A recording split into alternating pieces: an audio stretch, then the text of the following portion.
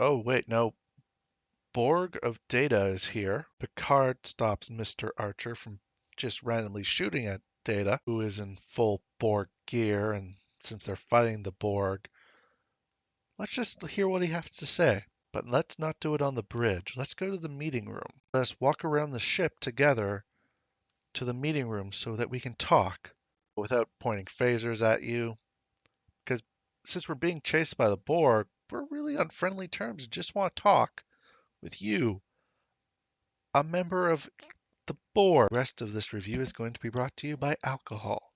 Alcohol, making this comic make more sense. To be honest, Worf and Archer are both holding phasers, which give them some points of being prepared if Data of Borg is actually another trap, like Spiders of Nine. Of course, they're the only ones that might be suspicious because everyone else is laid back in their chairs. Data reveals that he has a weapon. Wonder what recycled plot point that weapon would be. Kill all Borg, like Locutus, Spiders of Nine, and Archer's brother. It does not matter to all three of those people, but the Borg have to be stopped. The needs of the many outweigh the needs of the few. Okay, Lieutenant Archer is making sense. How do we use this weapon? So I have to be infected by the Queen. The Borg nanites will infect me with the Borgness, have to come from the Queen and can come from no other members of the Borg that share the same hive mind as the Queen. And of course, the Queen will let me go right up to her doorstep, let me transport over just so I could be infected by the Queen. This makes a lot of sense. I'm gonna go talk to the other member of the recently freed from the Borg Club. Spiders of Nine, what do you think? The Borg. We need the Borg. The Borg can hear our Borg thoughts in the Borgs.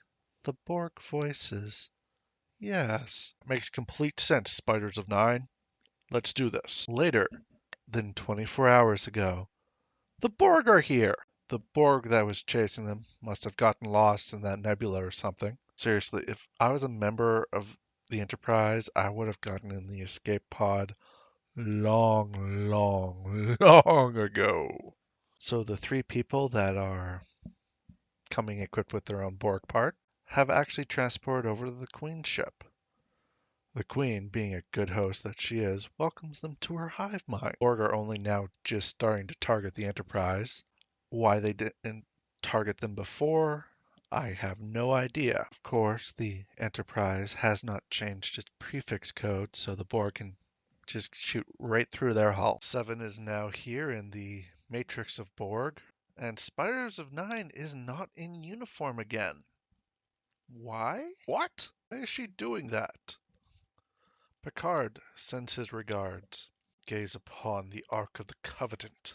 Now with the Borg going boom again, and the Queen dead again, future Data disappears because Back to the Future did that. They have to save the Borg. Spiders of Nine is going to have to tech her way into saving them all, and the Borg will be saved. Mr. Archer is trying to save the universe from the Borg, and smartly so. But to do that, she'd have to make sure the Borg weren't saved. And shoots and misses. Riker fires a torpedo in with some Picard action. Spiders of Nine needs to save more. But then the ones that she's already saved that are probably already succumbing to Borg withdrawal and trying to reassimilate themselves or something. The Enterprise walks away from the giant explosion like every action hero does. Captain's Log Supplemental. Spiders of Nine is dying, and for some reason we cannot tech that away to save her. She wasn't popular enough to save. But Spiders of Nine was able to save thousands of drones. We're not really sure how. I mean, between the virus, the exploding cure, and the fact that all three of us should have died, and that there was no other vessels around to transport them away from safety. You have somehow saved thousands. The Borg are now collecting themselves into what we're going to call Borg 2.7. Spiders of Nine passed away at 2900 this morning. The Borg did not reform the collective.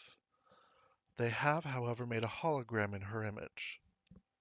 It's not like the statue of Setrin Cochrane or anything, but it's still the thought that matters.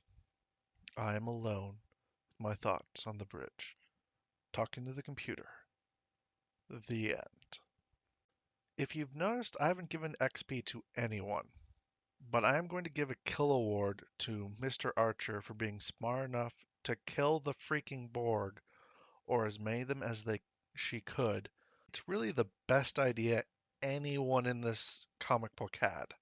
I am, however, going to start giving negative XP, starting with the Borg for near pointless plan and losing so many ships in the process.